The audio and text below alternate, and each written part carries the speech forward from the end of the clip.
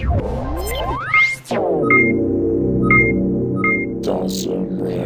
YouTube, Dawson Rider here with my review of Dobutsu Sentai Zyuohger episode 39, I believe it was.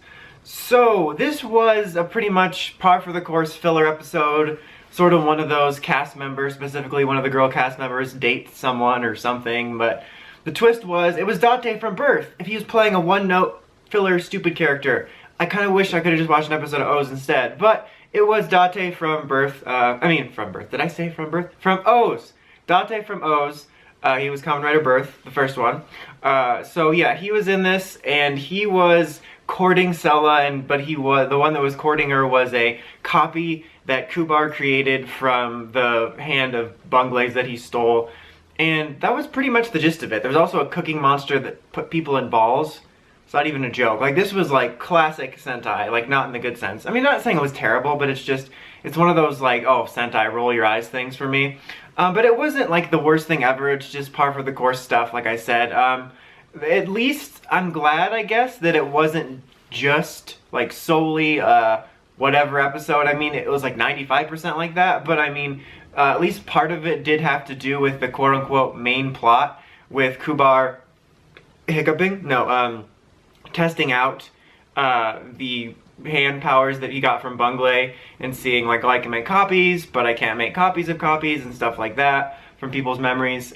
So yeah, there was a bit of that. He's testing it out, and I'm not sure why, unless I missed it. Full disclosure, during this episode, I watched just a smidge of a How I Met Your Mother episode in the background and read an article about Star Wars. But I was paying attention like 65%, earshotted it. But unless I missed something, I don't know why he specifically targeted Sela. I think it was just one of the girls. I don't know, like why it was just one cast member he wanted to single out. I'm not sure. Like I said, maybe I missed it. But like I said, at least it was somewhat important and not just like, oh hey, there's some random guy this week for no reason and a stupid episode. But yeah, it is kind of funny though when you think about it. Not counting Bunglei, just counting the main villains. Unless I'm missing something from the overall series, you can count the number of things they've done of significance on one hand. Arrived, Kubar stole Bunglei's hand and teamed up with them. He tested it out in this episode. That's all they've done.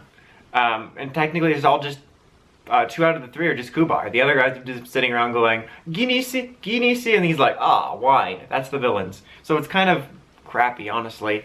But yeah, I don't have too much else to say. I mean, it was all just really typical Sentai stuff. And there wasn't a whole lot really that was awful, but there wasn't that much great.